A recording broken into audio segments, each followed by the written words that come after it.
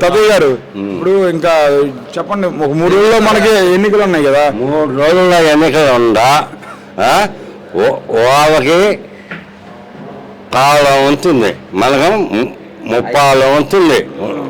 30 దూరుకుంది ఈ జగన్కి మన చివరి బ్రహ్మాండం గెలుస్తాడు.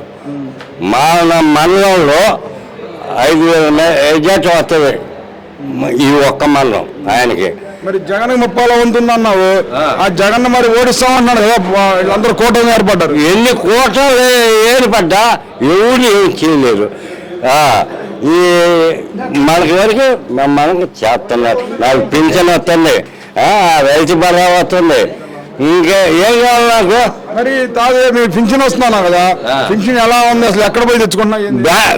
బ్యాంకుకి పోయి తెచ్చుకుంటున్నాం. మమ్మల్ని అల్లాడిస్తుండు, అంతవరకే అల్లాడిస్తుండు. ఏదో మొన్న 2,000 ముసలు చాలా అచ్చలాడుతున్నారు.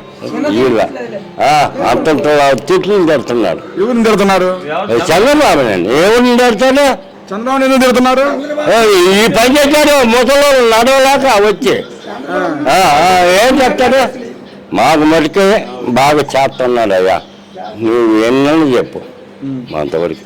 మరి ముసలి జగన్ బాగా చేస్తాను అంటున్నా కదా, మరి ఆ జగన్ ని గెల నేను ఓడిస్తాను పవన్ కళ్యాణ్. వాడేమో వాళ్ళు కొంటాడు.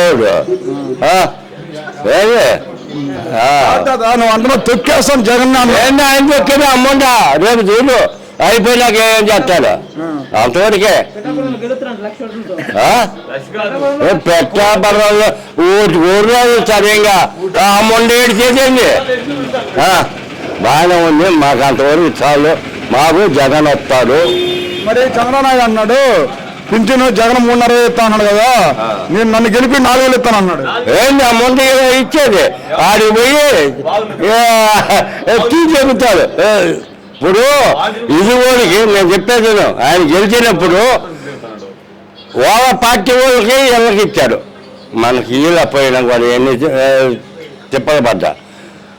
కాబట్టి వాడికి ఏదో నమ్మి ఏదో అంతవరకే నేను చెప్పేది.